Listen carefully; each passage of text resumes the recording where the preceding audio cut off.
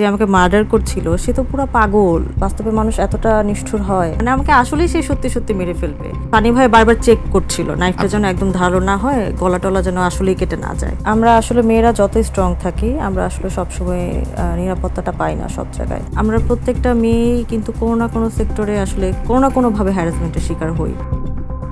এসা আসলে বলছিলেন, আসলে নিজের গল্পটা বলছিলেন কিভাবে আসলে এসা চরিত্রকে অ্যাডাপ্ট করেছেন। আসলে আমরা যারা দেখেছি আসলে চলচ্চিত্রটা, সেটা দেখেছি দুর্দান্ত আপনি অভিনয় করেছেন। যে সত্য ঘটনা অবলম্বনে বলা হচ্ছে, আসলে নৃশংসতার একদম সর্বোচ্চ চূড়ায় বলবো যে নিয়ে গিয়েছে এই ঘটনাটা আমরা দেখেছি আসলে, বা যেটাকে তুলে আনা হয়েছে। যখন এটা অভিনয় করতে গেলেন বা স্ক্রিপ্টটা যখন পড়ছিলেন, একজন মানুষ হিসেবে আসলে যখন পড়লেন বা এই ধরনের গল্প, তখন নিজের ভিতরে প্রথমে কি ফিল হয়েছিল আসলে, বা কেমন বোধ করেছিলেন?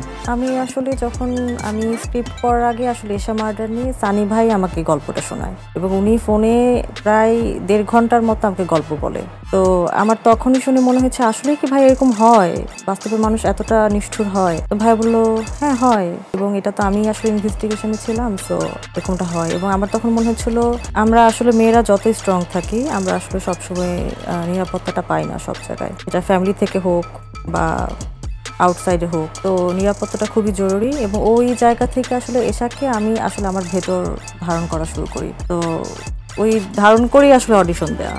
যদি না টিকতাম তাহলে তো করতে পারতাম না কাজটা। আমার খুব ইচ্ছা ছিল আমি কাজটা করি, কারণ এটা আসলে সত্য ঘটনা অবলম্বনে, এবং শুধু সত্য ঘটনা কি, এটা বাস্তবে আসলে সবার লাইফেই হয়। আমরা আসলে যে সেক্টরে থাকি না কেন, আমরা প্রত্যেকটা মেয়েই কিন্তু কোনো না কোনো সেক্টরে আসলে কোনো না কোনোভাবে হ্যারাসমেন্টের শিকার হই। তো আমি আসলে চাচ্ছিলাম ওই জিনিসটা তুলে ধরতে, তো অ্যাজ এ ভিকটিম ওই রোলটা প্লে করার ট্রাই করেছি।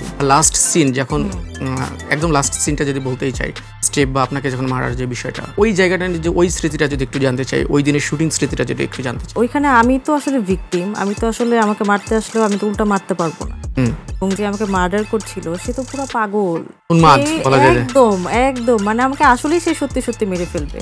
তো ওইখানে আসলে এশার তো মাথাটা কেটে ফেলে দেওয়া হয়। তো ওই সময় আসলে একটা নাইফ ছিল, তো ওই নাইফটা একটু ধারালো ছিল। সানি ভাই বারবার চেক করছিল নাইফটা যেন একদম ধারালো না হয়, গলা টলা যেন আসলেই কেটে না যায়। তো ওই জায়গা থেকে একটু ধারালো ছিল, তো সানি ভাই তো ফুল সেটে বকাবকি শুরু করে দিয়েছে, কেন এত ধারালো হবে, এটা যাও, এটা শার্পনেস কমায় নিয়ে আসো। তো সবকিছু মিলে ওইটা আসলে ঠিক করে নিয়ে আসা হয়, এবং উনি বারবার চেক করছিল ওইটা যেন আসলে ধারালো না থাকে, কোনোভাবে যেন কেটে না যায় আবার গলা, কারণ আমাদের তো একদম যেন রিয়েলিস্টিক লাগে ওইভাবে শুট করতে, হ্যাঁ ওইভাবে শুট করতে হবে। এবং মানে যে মার্ডার করেছে সে তো আসলে উম্মাদ, সে আসলে আমাকে মেরে টেরে ফেলে গলা টলা শেষ, আমার বমি চলে আসছে। তো সবকিছু মিলিয়ে আসলে ওইটাই আসলে রিয়েলটাই ফুটে উঠেছে, হয়তো এই জন্যই দর্শকের মনে আসলে আরেকটু জায়গা করতে পেরেছি।